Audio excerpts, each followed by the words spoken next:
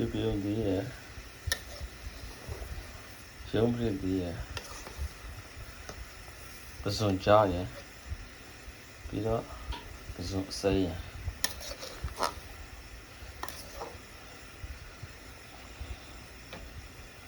ချိုးနေတာပါအဲ့ဒါရွှေပြုံးသေးလဲချိုးတယ်ပစွန်ကြားလဲချိုးတာစက်တာမုတ်နည်းနည်းထည့်တာစားမထည့်တော့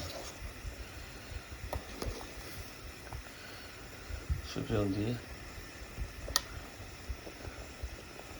ရုံးပြည့်သေးစွန်ကြားစွန်အစိမ်း